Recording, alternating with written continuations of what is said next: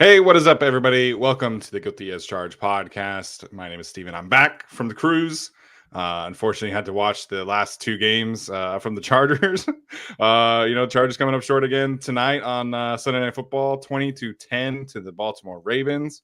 We'll dive into everything that happened tonight and everything that it means going forward.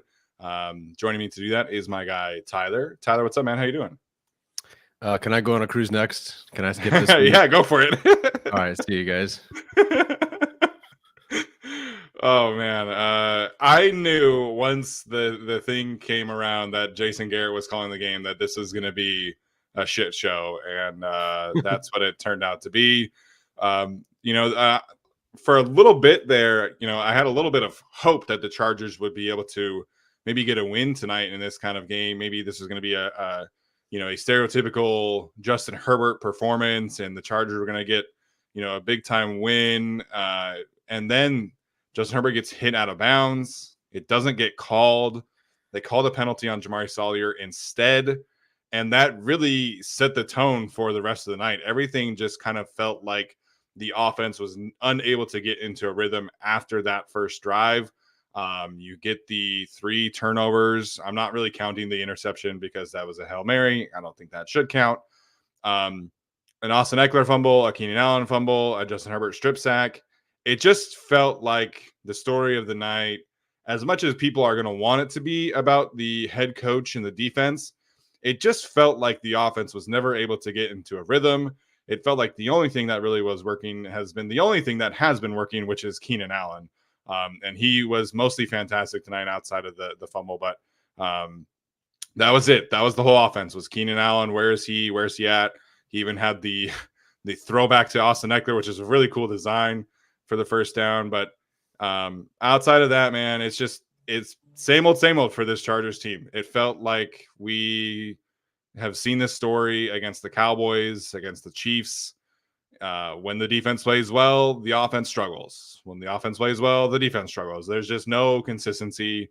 And tonight, the offense really, really struggled to get anything going. And the Baltimore Ravens are a great defense. They're arguably the best team in the AFC. But it just felt like they were, they were they were fish out of water basically after that first drive, pretty much, in my opinion.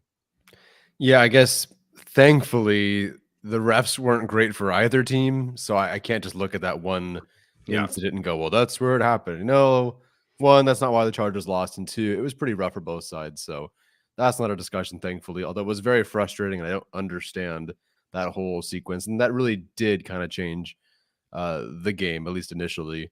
I was hoping it would, that fight, Jamar getting penalized, that hit would galvanize the team in the same way that it did when the Chargers played the Raiders in week 4 when Jerry Tillery hit him out of bounds. But I guess Jerry Tillery inspires a different kind of emotion or something and kind of scoring drive. But it's tough, man, because you hate to see the offense not put up points. You hate to see the offense struggle, but it's so difficult to figure out what the heck this offense wanted to do or how it wanted to express itself or what their plans were. If you have 3 drives that end in turnovers and, you have another drive where I can't remember which one this was, but, Herbert's trying to, I think it was the Eckler fumble. But Herbert's trying to execute a 2-minute drill, but the defense has burned 2 timeouts already because of they can't substitute correctly. And so Herbert's having to rush things. They're having to rush things, and there's a fumble there. It's just tough, man. The defense finally, and I feel bad. I feel bad. Like, this is the primetime game. This is the game that gets them to 4-7. This is, everyone's going to be talking about the head coach, but I feel bad because the defense, his unit was not the reason that they lost. Although I do appreciate the Ravens getting away from what I thought they were doing very well at in the first half and what the Packers and Lions were doing well against the Chargers, but whole different thing. Just frustrating. It's never, it's the same thing for Chargers fans. Spin the wheel, pick the reason that they lost, and it's just something. Sometimes it is a new thing, but it tends to hover around the same, 6 things. That not everything clicks in place. There's always a couple pieces missing to the puzzle every single week, every single loss. So, either way you spin it, look at this game, look at the whole season, look at after the bye, before the bye, whatever.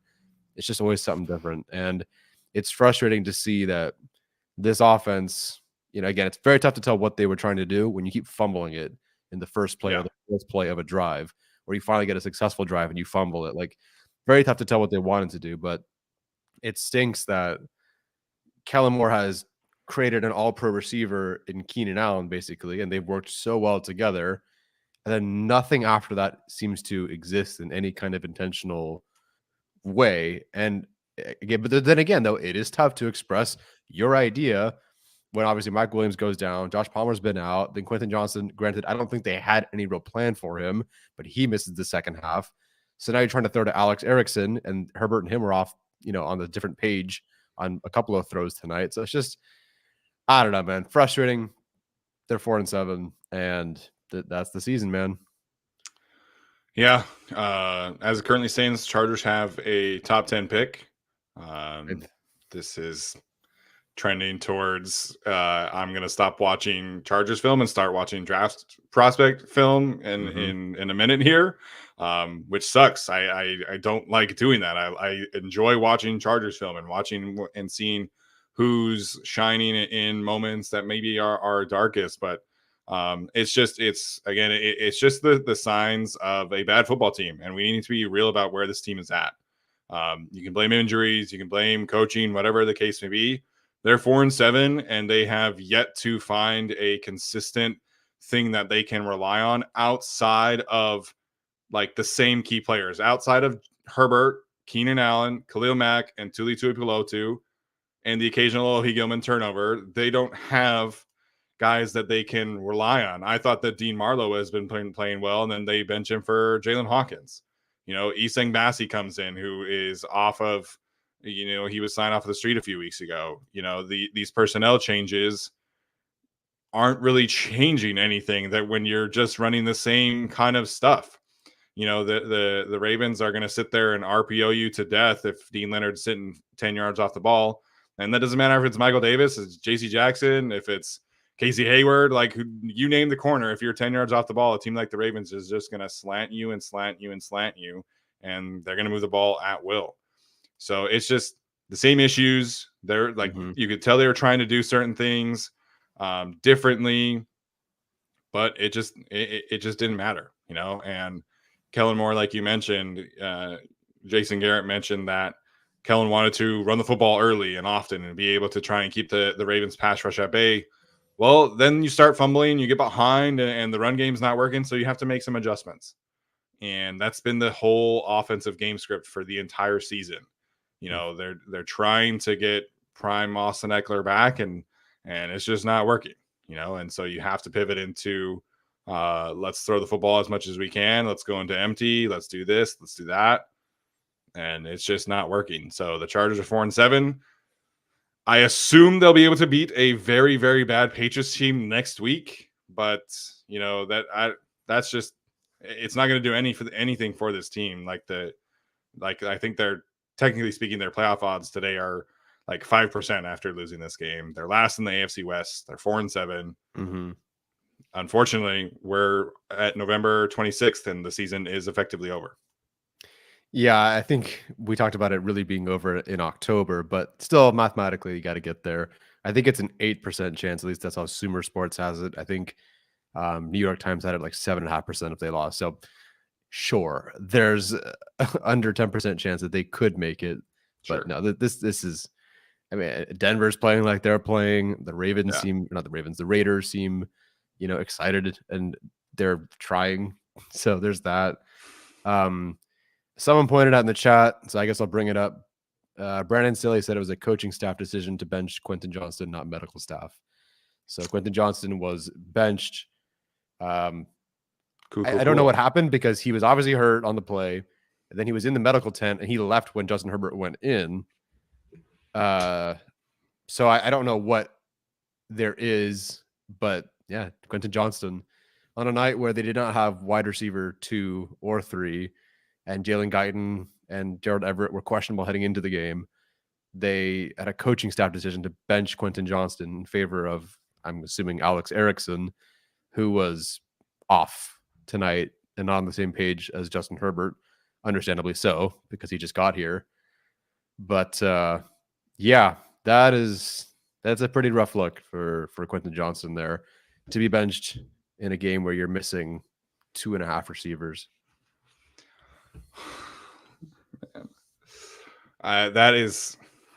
That's a frustrating link. I have preached patience for Quentin Johnston this entire season, but if you can't play him over Alex Erickson, like that's wow. I have no words. And on the same night that Zay Flowers scores 2 touchdowns and essentially ends the game, wow, that's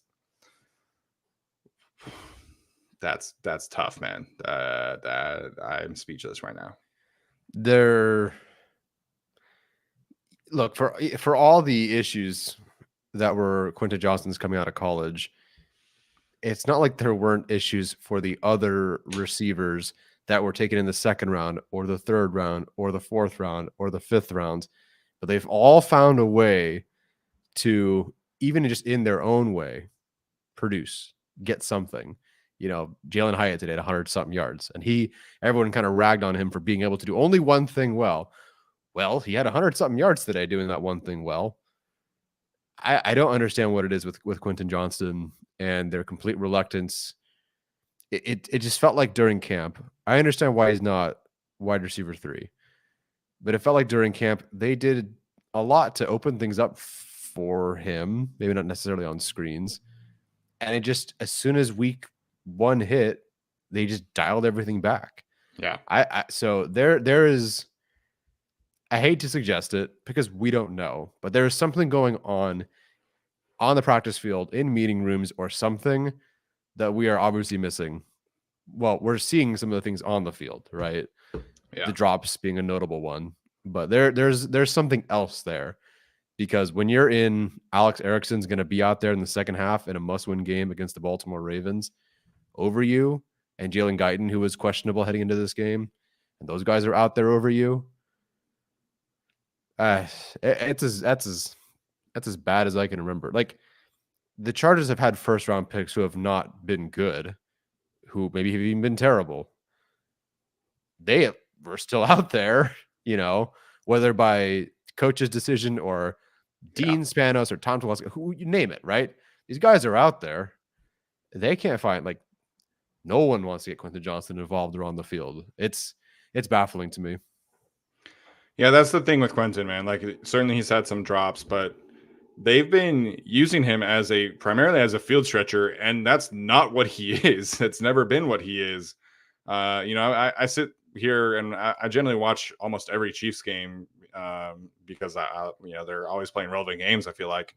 And, I look at the way that they are using Rashee Rice, and to me, that's the way that Quentin Johnston should have been used from day one. You watch him get screens, crossers, deep overs, everything for him is yards after the catch.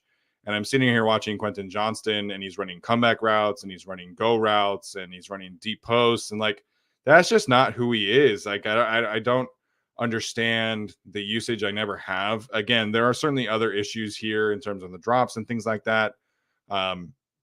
He could have caught, I think, at least 2 passes tonight, but there was certainly a play where I thought could have been a pass interference. But again, there are issues on the field. We don't know what's happening off the field. He was talking with Chris Rim and, said that, things were going to be different, that he felt like he was playing passive and all this stuff. But at the end of the day, like, they're far apart. Like, he is not doing his part, and the coaching staff is not doing their part either. Like, if they were using him the way that he should be used and he were still struggling, I think that's a different kind of story. But at the end of the day, if they don't trust him, and playing Alex Erickson over him is them telling everybody, we don't trust this guy in key moments, it's a bad look. No way around it. Quentin Johnston is going to have a very long offseason. He's going to have to figure out how to make plays that can show that he is a reliable playmaker, because if this is the rest of the rookie season, his rookie season is essentially a non-factor, which is just, it's not necessarily a shock, but it is when there's no Mike Williams and no Josh Palmer either. So Quentin's gonna have to figure it out, man. He's gonna have to bust his ass all off season long to be able to show that he can be a reliable playmaker in this league. Otherwise, it's gonna, he's gonna get replaced pretty quick here. The Chargers, Quentin Johnston, but many of the players, they got to figure out what the hell they want to be. If you're not Justin Herbert or Keenan Allen being a veteran, these young guys got to figure out how to step up and be an NFL player and legit, like, be an enforcer, get that first down, make that catch. Gerald Everett, right? The other veteran guy. He's the guy who understands how to do that. Keenan Allen understands how to do that. A lot of these guys, these young guys, just don't have it. And it just feels like the offense, it's a contagious thing where I don't know if they're just playing tight or scared or timid or at 80% because they're overthinking. But, these are veteran guys who are doing this, but, Keenan's fumble, Eckler's fumble, the offensive line just brain farting at different situations, guys not making catches, Quentin Johnston getting benched and him not performing well. Like, they got to light a fire into these guys, man, because they're I don't believe the offense is the reason the Chargers have been knocked out of the postseason, essentially, but they have played their part significantly in many moments, generally outside of, Justin Herbert sits in his own little pocket dimension for the most part. Generally, it's everybody else. And they got to figure out how to galvanize themselves, how to find some sort of fire in themselves to be what they are supposed to be. Zion Johnson, what is happening? Yeah. Jamari Salyer gets kind of a pass, playing a lot of tackle last year, switching sides, playing between Will Clapp, Trey Pipkins, not easy. But what happened to Trey? What happened to Zion? What's going on with Quentin? It's just, I don't know, man. It's frustrating. I don't know what happened to some of these players, and I don't understand what's going on with Quentin Johnston. Yeah, there's some of the player issues are explainable, right? Like Austin Eckler is a 30-year-old running back who is very clearly past his prime. Like, that's I wish the Chargers would make the adjustment, and like we've been talking about, the need to give Joshua Kelly more touches all season long.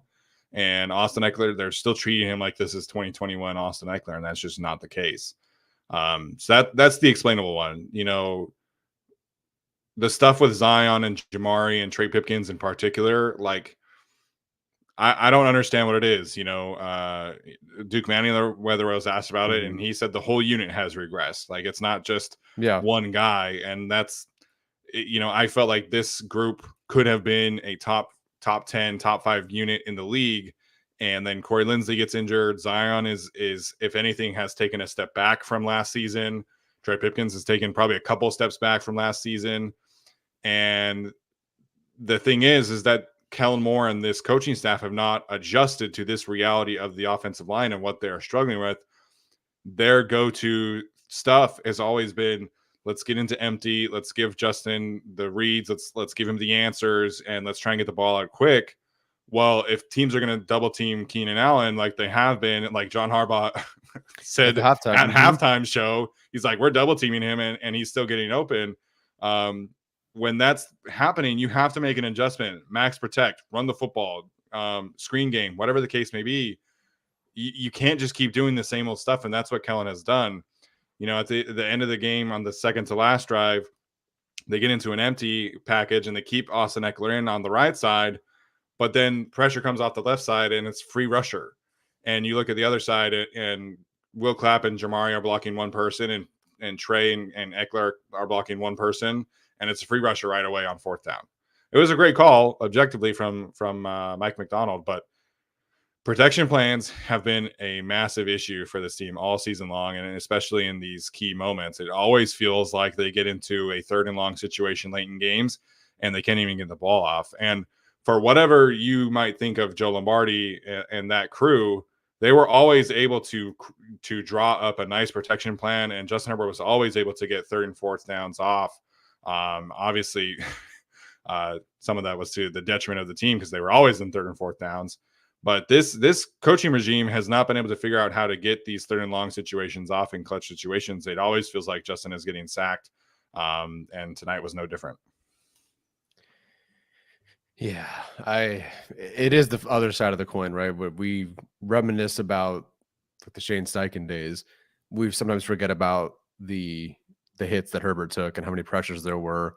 I feel like we're sort of seeing some of the same, albeit a different Keenan Allen usage. But yeah, the lack of any adjustment is a surprise. And this whole the Austin Eckler first down run thing, drive starter thing in particular, needs to go.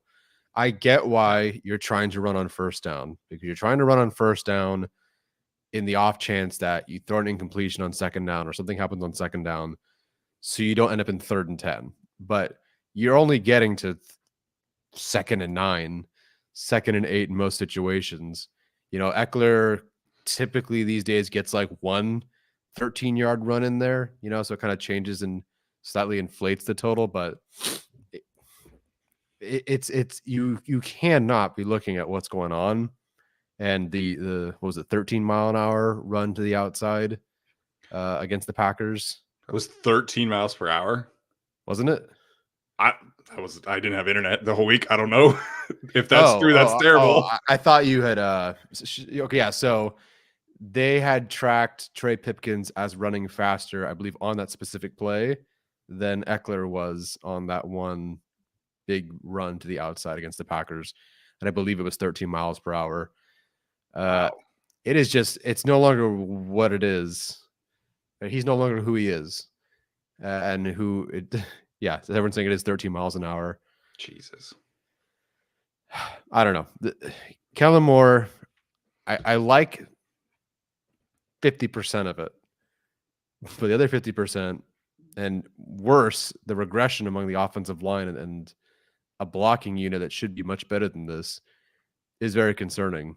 And in my opinion, as much as continuity is important, and I will keep that in mind, I don't believe Kellen Moore has earned the right to be a head coaching candidate for any team this season based on the past few games that we've seen. I do believe there's a lot positive there. It is very tough to have your job, be successful when you're missing so many players and your first rounders getting benched for non-medical reasons. But at the same time, the adjustment for the rest of the roster has not been there.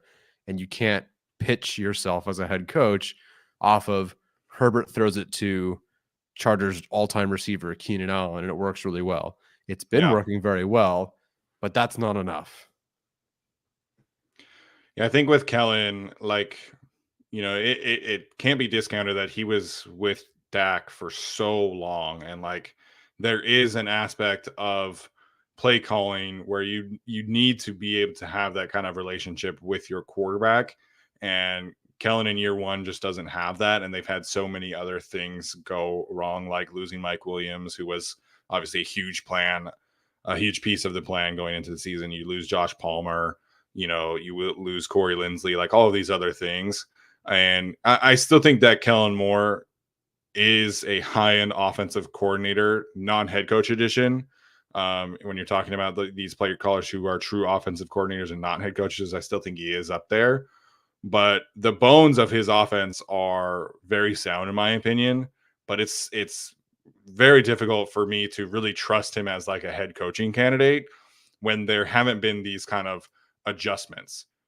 I watched so many games of the Cowboys last season, and and beyond that. And in the summer, one of the things I wanted to do was go back and look at what did the offense look like when he had Cooper Rush playing quarterback? What did the offense look like when he had Andy Dalton playing quarterback?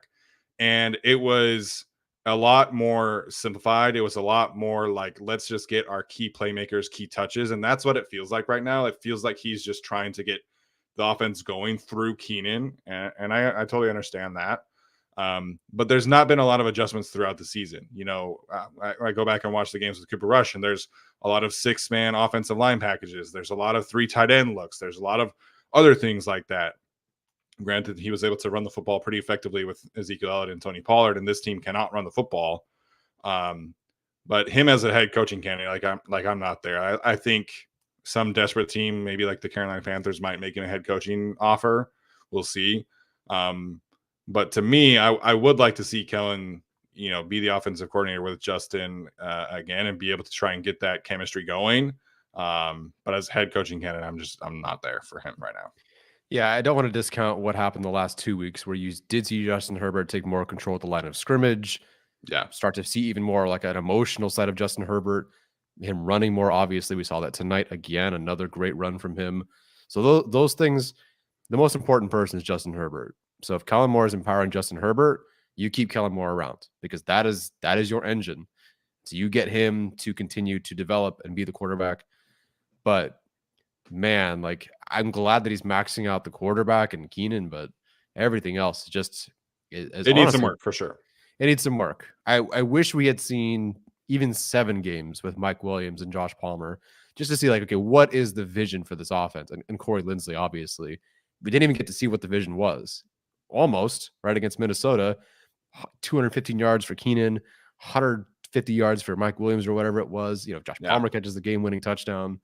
It's just a real bummer. But yeah, no, Kellen Moore, I defend him, of course, the last couple of weeks because guys drop touchdown passes. That's not on you. What are you supposed to do? But today was frustrating. And in these games against, in the same sort of way, the defense struggles more when they're not playing Zach Wilson. They're not playing some of these other guys. Kellen Moore has now struggled to find the consistent answers when they're facing the Chiefs, when they're facing the Cowboys, when they're facing the Ravens. Yeah. And I don't know how it's going to go against Foxborough next week. Yeah. And for all of their issues, the Patriots still defensively are still, hanging on there, not to the same level as they're used to. But, when you're evaluating a guy like Kellen Moore from like a head coaching candidate perspective, like a lot of it is, okay, like how do you measure up against the top units, right? Like the whole thing that Mike McDonald is going to have as a head coaching candidate is look at what he has done to these high-end quarterbacks. And the Ravens did it again tonight. And they are a fantastic defense. They're trotting out Kyle Van Noy and Jadeveon Clowney as their top edge rushers, and they're still a top 3 unit in the league right now.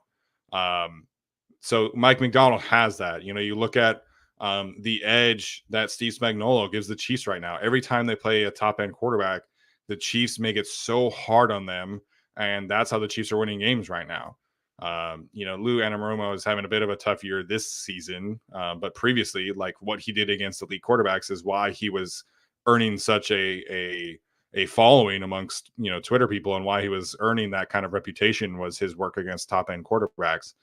So Kellen right now, and what he's struggling with is these elite defenses are giving him a lot of problems because I think he's sticking to what he knows, he's sticking to what is comfortable, and it's not working.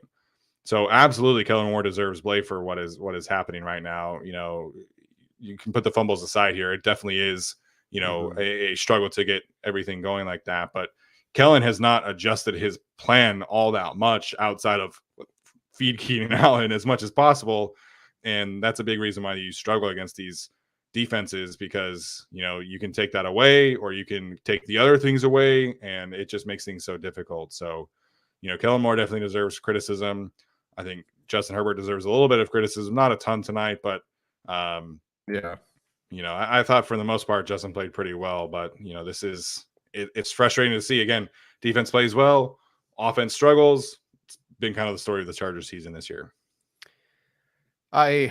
In talking about this team's identity and the inability to, step up in these moments, I just comment from Brandon Staley in his press conference. This is from Alex. I haven't listened to the press conference, so if it's paraphrased the wrong way, I apologize. But from Alex, he says, Brandon Staley says he thinks his messaging is getting across to his team because they'd get, quote, blown out of the stadium, end quote, if it wasn't. And to me, that's just like, well, at least we're not losing badly, and like, yeah. We're still losing, but we're almost winning. Right. You take on the identity of your coach, for better or worse sometimes. And it just feels like, we just talked about this team not being able to come up in these situations, for the defense to just not quite, do make that play. The line, I just can't protect it in this one moment. I just can't catch that football. When you hear messaging like that, and again, I want to say this acknowledging that I've not heard it in context in the press conference, but when you say that, well, well, we didn't get blown out of the stadium. Are we building a statue for that? Is that going to be erected in the middle of Rivers Lake? Didn't get blown out of the stadium. Will I take a selfie with that statue next time I'm at SoFi? The Chargers are still the Chargers, and they are the team that we've always been rooting for. More successful in some years than others, and worse in some years than years like this. But yeah, it's frustrating. And I don't know why 806 of you are here live right now at 9:20. I appreciate you. But yeah, I'm mostly at a loss for words, and I have a slight sniffle. So yeah, that time of year. Yeah, I think most of the people in this chat obviously share the frustration. This is the last year of Justin Herbert's cheap years, and the team is 4-7. We're talking about the season being over in November, and it's just really frustrating, man. And for whatever you think about the Chargers roster right now, I think the hope in the offseason maybe wasn't necessarily that this team would be an elite team, but at least it would be a playoff team. And right now they're out. Like I know technically speaking, they're not at 0%, but this team is done for the season, and it's really frustrating. I watch a lot of these primetime games at my in-laws' house, and my in-laws always are like, "How are you a Chargers fan? Like, how do you put up with this?" And it's just over and over again. The losses are all the same, man. And there's some things that this team can like tweak and things like that, but a lot of the same issues have been the issue for the last 3 seasons. Mm-hmm. Let me just wanted to pull up. We'll talk about this on the Chargers channel too, but just wanted to pull up the Chargers drafts, and I'm sorry, it's very tough for some of you to see this, but like, who are your building blocks? Talk about the Chargers. Ooh, we're talking about that right now. Okay. All right. Yeah, we'll address it more, on the Chargers channel, I believe. But just going through it, when the season basically ends, you're now looking ahead to the next one and trying to determine what is your building block moving forward that you feel any bit of confidence in. Yeah. I'd say 2 players in 3 classes. So you're talking about Thule and Rashawn. Palmer, depends how you feel about building block used there. I do believe he'll be a significant contributor, and he looked good. But in terms of draft class, they felt like in 2022 they took more of projects, I think, because of their messaging this year when they said they took more of, ready to go NFL players. I mean, which is something. This ain't it, man. This group, I mean, you can obviously go back another class, but most of them are about to be free agents except for the quarterback, and I feel like that's a solid building block. But I mean, just going through the list. Comment. Oh, yeah, man. It's I mean, one of our biggest frustrations has always been like when they do get like solid players, they don't re-sign them, right? And some of that is going to continue this year. Like I think Alohi Gilman is objectively a solid player. I don't see him coming back. Like, we'll see what happens in terms of everything. But, I think objectively you look at this, like the last 3 draft classes, obviously we know that Justin Herbert is a building block. He is the building block. But yeah, basically you have Rashawn and you have Thule, maybe Josh Palmer. I mean, Asante has taken a pretty big step back this year. People last year were talking about him as the best cornerback on the team, but that was never really true, in my opinion. I guess he is now. Maybe Zion turns it around. I don't know. It's a lot of maybes. Yeah, what are you drinking? People are asking about the cream soda. So vanilla cream soda. There we go. I can't drink alcohol. I'm allergic to it. I would pass out because of the allergic part, not because of the alcohol part. I gotcha. Yeah. No, the one who drinks on the show is Alex. Yes. But yeah, man, it's frustrating right now. Like I think, This is like, you need to play Deion Henley. Like, you need to play these younger guys. Like, I'm glad they're giving Dean Leonard a shot. Maybe he turns into something. You know, he had a good game against the Lions, not so good game tonight. Again, granted, they are not doing him any favors schematically right now. But all these young guys need time. Like, I don't really care that you don't trust Quentin Johnston. You have to play him. I'm not watching the rest of this season with Alex Erickson and the ghost of Jalen Guyton. You have to play Quentin. He needs the reps. You have to play Darius Davis. He needs the reps. You have to play Joshua Kelly. He needs the reps. You can't keep playing these older players. You're 4-7. I'm sorry. Like, you need to pivot to the young players. This needs to become young player time. Maybe Jalen Hawkins is something. I don't know. Find out. You have nothing to lose right now. And it's just like Otito Ogbonia, give him all the reps. Scott Matlock, give him the reps. Everybody who is young needs to play every single rep that they possibly can right now, because that's where you're at right now. You're 4-7. You're last in the AFC West. I don't care about Alex Erickson. All due respect to Alex Erickson. Like, you got to play your young guys. What do you say fuck me for? Or Alex Erickson's like, hey, what the hell, man? He had a nice catch tonight, man. But he did. You got to play the young guys. Like, I'm sorry, there's no investment into Alex Erickson. Yeah, no, I understand.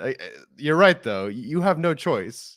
Okay, let's scroll through like the decisions, right? Okay, so let's not play Isaiah Spiller or Elijah Dotson. Congratulations, your two other running backs had 3.2 and 2.7 yards per carry. Yeah, and it sure felt like it. It actually felt worse, in my opinion. I can't believe they're at 3.2 yards per carry for Eckler. You know, you're not playing Quentin Johnston. Granted, you were. And Erickson has 17 yards. Again, all respect, but you like, your quarterback's not even on the same page with him twice. I can't believe they didn't call intentional grounding on either of those, given the ones we had saw the previous week with like the Bills and those miscommunications leading to intentional grounding. What else we got here? I don't know how you play Otito more than, although I don't know. I don't know, dude. They're not going to play the younger guys. They're not going to, other than the secondary, which is the only group that they don't give a shit about. Like, secondary, it's like, I don't care. New people every week. Who cares? And it's not working, but at least they're, you know, moving guys around. Otherwise, it's the same thing we always hear. Favoritism. Yeah. And listen, the guys that are paid mostly do play. Like, that's not unlike most teams in the NFL. But I don't see a path where they can, in any smart way to themselves, justify playing Deion Henley over Kenneth Murray or Eric Kendricks. First of all, I don't know which one you pick. Could be either. Doesn't matter. I agree. And I respect what Kenneth Murray has done taking a step forward this season. But yeah, you do have to try to find out. Heck, I'm open to it. Like, honestly, I was open to Nick Niemann getting out there. It's not like it was bad when he was playing, and give it a shot.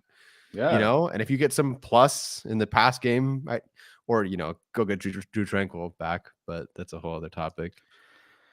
I don't know, man. They're not. I agree. We were going to talk on the Chargers show about if the Chargers lost, what do you do moving forward? But I was sitting here staring at a blinking cursor, because what am I supposed to say? Play Isaiah Spiller more?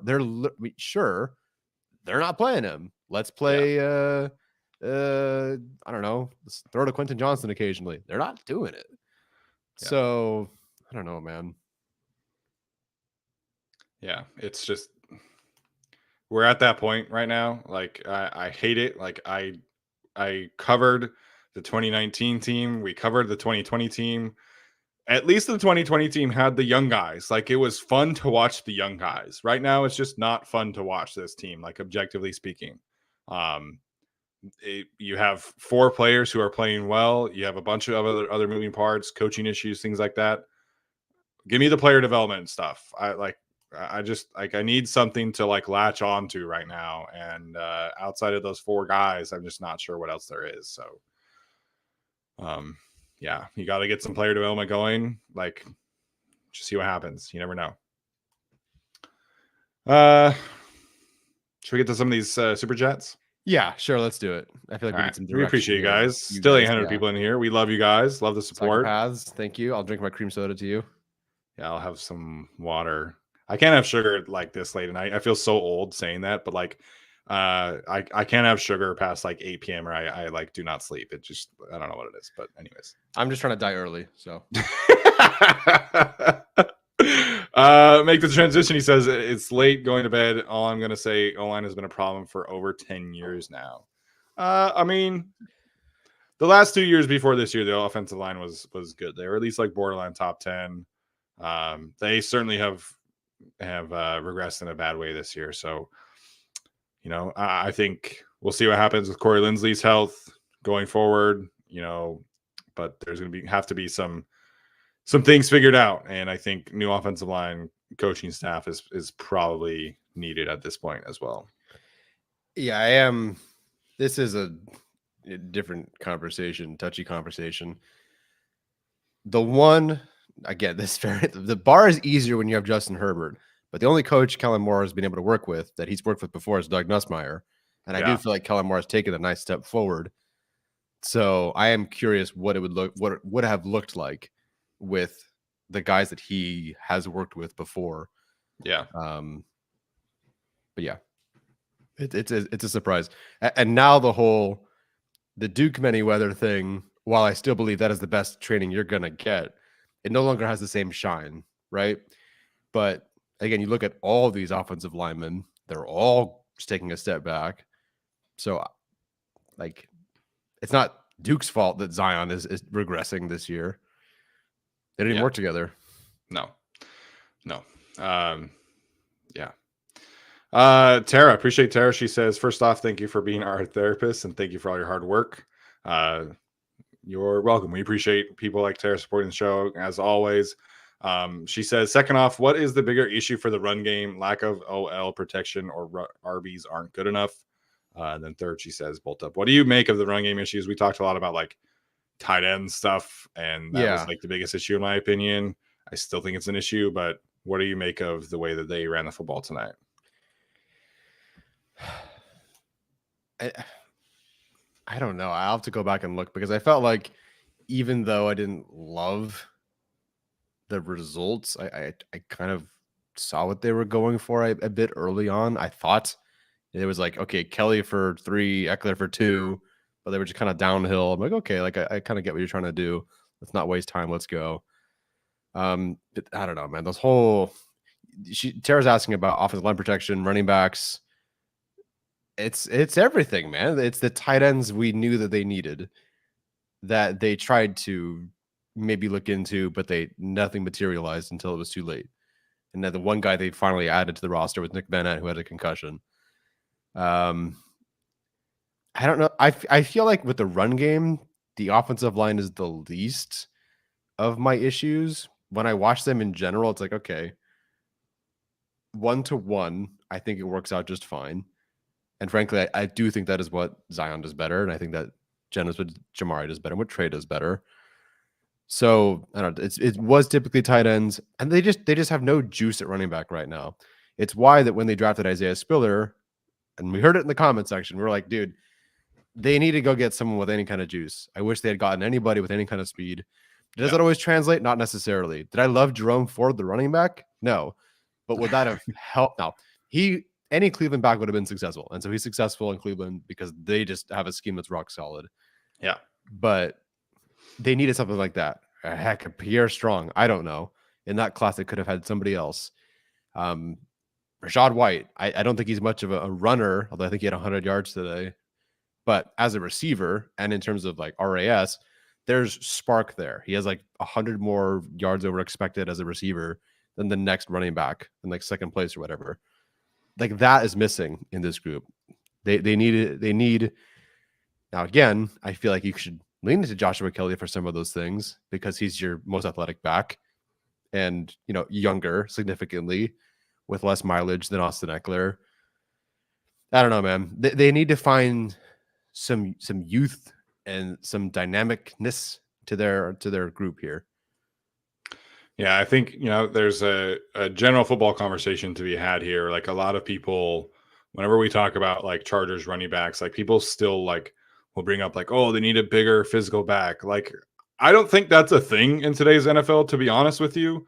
Like, if you watch tonight's game, the Ravens have a very large back who weighs 238 pounds and a very small back who weighs 190 pounds. The one who weighs 190 pounds gave them way more problems than the back who weighed 238 pounds. So, like, to me, vision and explosiveness are the two most important attributes for running backs in today's NFL. You have to be able to create yards when your offensive line cannot create them for you, which is the majority of the league. Most of the league does not have the Eagles offensive line or the Chiefs offensive line or the Cowboys offensive line. Most of the league has a pretty average run blocking experience in front of them. So you have to be able to create yards after contact. You have to be able to create explosive opportunities when you have them. You have to be able to make people miss. Those are the important things. And right now, that's not really Austin Eckler's game. I mean, we just talked about his run that went 13 miles per hour, which weirdly was like the longest run since like week 1 for him. So like some of it is the running backs, some of it is the offensive line, some of it is the scheme, some of it's still a tight end play. Like the tight end play is still an issue. Like they're still asking Stone Smart to block. They're still asking Donald Parham to block. And those guys have struggled with that role. So it's a lot of everything. Like the everything in the run game should probably have been revamped last year. Mm-hmm. And the thought process was, it's a scheme issue. Let's get Kellen Moore in here and everything will be fixed. And that hasn't happened. Like the bones of it look good. Like I watched the tape and I'm like, oh, like that looks good if you have a better tight end here, or like, oh, that looks good if Austin Eckler can make that one guy miss. But it's just everything is kind of struggling right now, which is where we were at last year. It just looks cleaner now than under Joe Lombardi. Yeah. Still didn't expect it to be this bad though. Me neither. I mean, especially after like they were so good in the preseason, I was like, okay, like this is going to be a legit thing this year. Like if you can get rushing yards like that in the preseason with your backups like Austin Pleasance and Foster Sorrell are out there and Brendan Hymas is out there, like, okay, then with your starters, you should be good. And it hasn't come to fruition. And a lot of it is, just blocking personnel, but it's not all of it. Some of it is scheme. Some of it is the running backs. And it's frustrating that this is still a problem. Well, who wasn't playing in the preseason, and I thought I placed all the blame on him, but Austin Eckler was not playing in the preseason. It was your younger, I guess, I don't know if more explosive is the right way to say it when Spiller runs like a 4.5, but he did have a 70-yarder called back, so who knows? Yeah. Let's see what Elijah Dotson has, man. You never know. Nick S. Cam has asked a lot more of this line, and it exposed them. Struggles as a play caller have gotten worse as he continues to lose weapons. Do you agree with Nick S? Ask more of this line. I think so. I feel like they're more on an island. Shoot, I had a point I want to make about the second part of it. I forgot what I was going to say. Steven, you go. Kellen Moore does ask more of his offensive linemen. This is true. They do a lot more empty packages than Joe Lombardi ever did. And that's a way that him and Justin Herbert have said that they like getting into these situations because it gives Justin Herbert the answers to what the defense is doing faster. But at the same time, like the players have their execution is also off. Like Trey Pipkins is having struggles that I didn't really see last year, and he was battling through like a sprained MCL for half the season. Zion Johnson and Jamari are both kind of struggling with timing and launch points, and that, I mean, different positions, different spots, things like that. So yes, they're asked to do more, but they're also just kind of struggling with the execution aspect of things too. I mean, Justin Madubuike like ate Zion's lunch on 2 or 3 occasions tonight, and Madubuike has 11 sacks right now. Like he's a great player, but for somebody like Zion, who was drafted in the first round, like you expect him to be able to hold up against guys like Justin Madubuike. That's why you draft him in the first round. Yeah, the part that's surprising to me for Zion too, one, the intelligence part, because he's a very smart person. We knew that heading into it. This guy was like the engineer. Yeah, a very smart guy. And the other aspect is, I'm just surprised how often he's losing just physically for someone who is so athletic and was like he tested off the charts. You know, one of the most athletic players you could have taken in that entire class.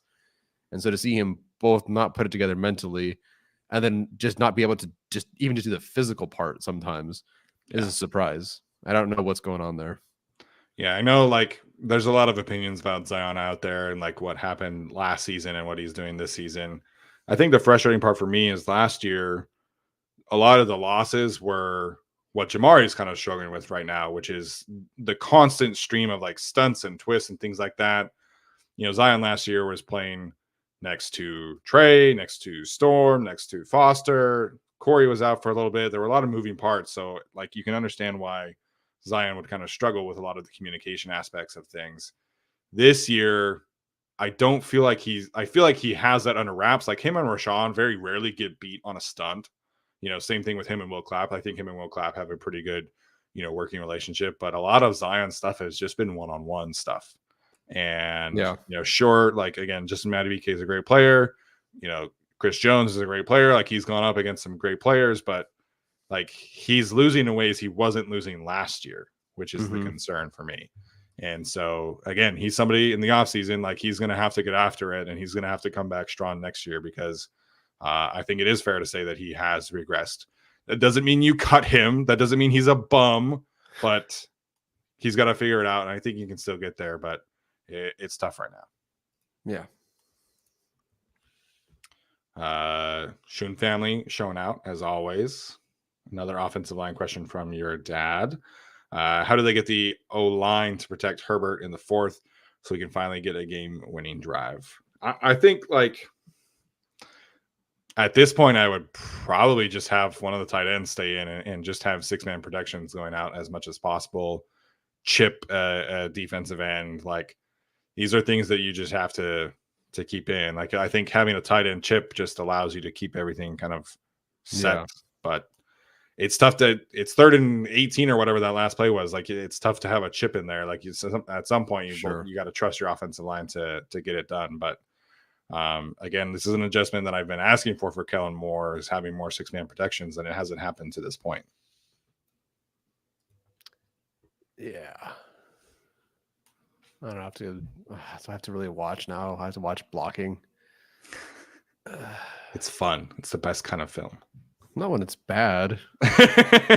Fair. Andrew Banky. Why didn't we try to get Hunt? He was a free agent. I think if you know much, he kicked a woman in a hotel. Yes.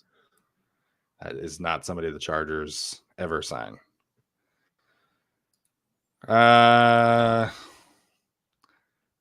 Dane Cannon, I appreciate the super chat here. I don't know enough about GM candidates right now. And I think it's probably too early to say that right now.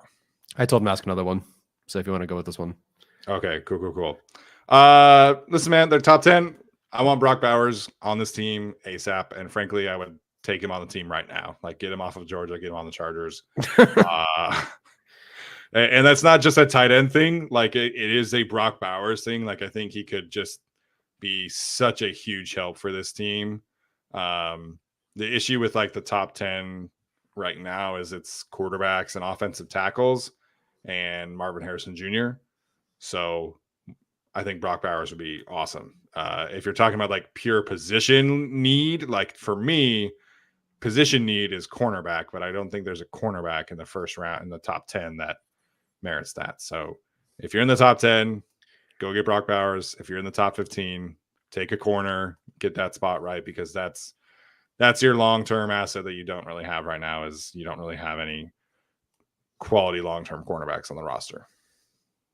Yeah, that's a tough one, because do you take Bowers, who at that point is probably the best player available in terms of grade, or a corner? Jeez. So you either have a second. Now you could do mercenary free agents, right? That's not the worst thing. You know, Zont is one of your corners next year. Dean is probably your third corner, and I guess Jock could potentially be your slot in year 3. I don't know, man. Yeah, in terms of pure position need, it's corner. Yeah. Could Okay, I mean, we'll see how the year ends. Did the Eagles? I can't believe I'm asking this question. After they took Rager, how long did it take them to then go get Smith? Oh, it was like the next year, if I'm not mistaken. That's kind of the point I'm getting at. You know what I mean? I asked it. I asked the evil question. Okay, so they took Jalen Reagor in 2020, and they took Devontae Smith in 2021.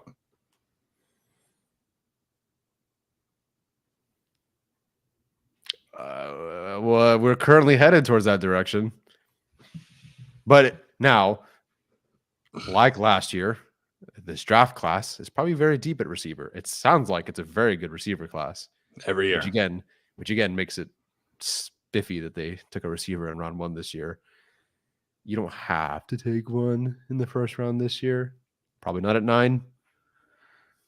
Well, I mean, like, you'll have Keener next year. You'll have Palmer next year. You'll have Quentin next year. They're not going to be high enough to take Marvin Harrison. I know that for a fact because he is going top 3, and the Chargers will not be taking. They will not be picking in the top 3. I'm pretty confident about that. Wait, hold on. Let me check. What is it? Okay, so Chicago at 3 wins is at 4th. Oh well, sorry, their actual pick. Yeah, not the Carolina pick. Which, God, that couldn't have not gone worse for them. Yeah, imagine being the Panthers right now. But like, I'm pretty confident that the top 4 is going to be the Bears, courtesy of the Panthers, the Giants, the Patriots, which is lovely that the Patriots, after everything that they've been through, have one bad season and they're going to get fucking Caleb Williams or Drake May. I love it. It's so cool. It's fantastic. And then 4th is probably the Bears again because of their own pick. It's going to be really tough for any team to get into the top 4 out of those teams. And then you also have the Cardinals, stuff like that. If they took a receiver, I wouldn't hate that. Like, I think you take chances and you throw more weapons at Justin Herbert when he's expensive. I think that's a sound philosophy. I personally would prefer Brock Bowers over any of the other receivers outside of Marvin Harrison. I haven't done like any draft grades right now, but I think Brock Bowers is like a generational weapon, and getting that man next with Justin Herbert would be fantastic. So if that's the plan, great. If you're picking in the top 15, you probably go with the position value and take a corner. Yeah.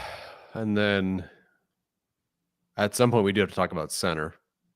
But which if they win some games and get into that late teens area, I don't know. I don't know the class. But if there's a Linderbaum, the same way the Ravens got him, about that same range, like I would understand. It doesn't sound like it's a super strong center class. Like, of course you can find one.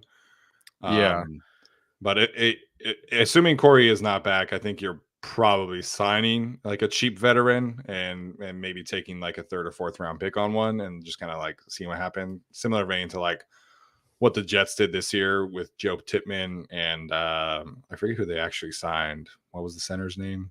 I forget. The Jets? Yeah. Oh, geez. I don't remember. I think that from a center perspective, you could also get away with like a cheap veteran and bring back Will Clapp if you wanted to be the backup again. Like, I do think Will Clapp has played pretty solidly, actually.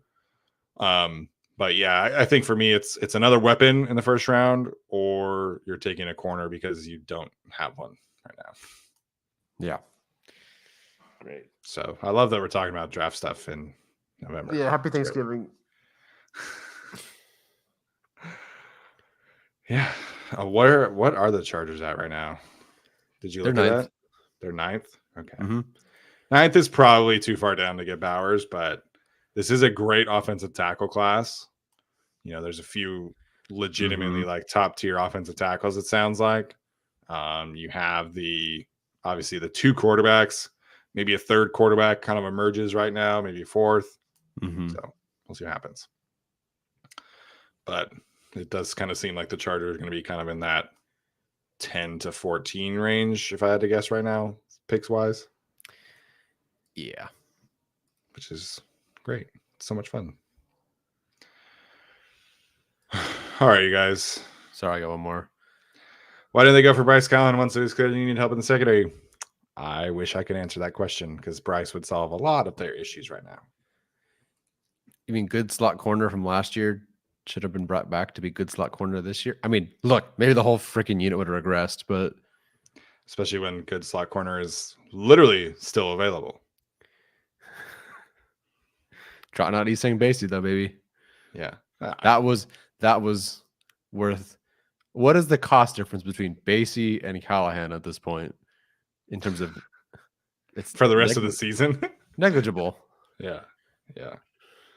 I understand why you wouldn't want to bring him back if Asante was your answer at slot corner. Because that was like the whole thing that they were like spinning in the offseason was that Asante was going to move to the slot. And then that didn't happen after one game. Mm-hmm. So after one game, when you're like, oh, Asante's on a slot corner, you should have went back to Bryce and be like, hey, let's go, come back. Yeah. I mean, you know, it benefited the Ravens to have Clowney and Kyle Van Noy picked up in the middle of the season. Yeah. Oh my gosh. If this defense gets lit up by Mac Jones, sorry, I clicked on the long one. Mac Jones 300-yard game. I don't know if it's going to be him or Bailey Zappi. Mac Jones has been benched each of the last 3 weeks. But if this defense gives up 300 yards to either of the Patriots quarterbacks, we got some major problems. I don't think that'll happen. This team will beat up on a bad Patriots offense. I agree. Mac Jones had 89 yards. Yeah. That game next week might be 13-10 or something like that. Yeah, that's cursed. The game is cursed. Yeah. All right, Tyler. Any final thoughts before we head out? No, man. It's almost 10 o'clock. Thanksgiving break's over. Season's over. Day's over. So yeah. Back to school tomorrow for the both of us. Yeah, which is I'm looking forward to. I'm looking forward to it much more than this game. Yeah. Same. All right, guys, that's gonna do it for us tonight. We appreciate all of you for tuning in. I honestly wasn't sure what to expect from tonight's turnout, but it's been a lot of fun, and the chat has been lively. The super chats has been very much appreciated, and we'll see what happens, man. I might start watching some draft prospects this week. I don't know if I'll have time or not, but we'll see what happens. So we'll be on the Chargers channel on Wednesday. Please tune into that. We obviously appreciate all the support over there. And then Tyler and I will have our regular shows on a regular schedule the rest of this week. I will not be going on a cruise this time around. So we'll be back to normal from here on out. All right, guys. Appreciate you. Hope you have a great rest of your week. Hope you had a happy Thanksgiving. And we'll see you next time. As always, Bolt up.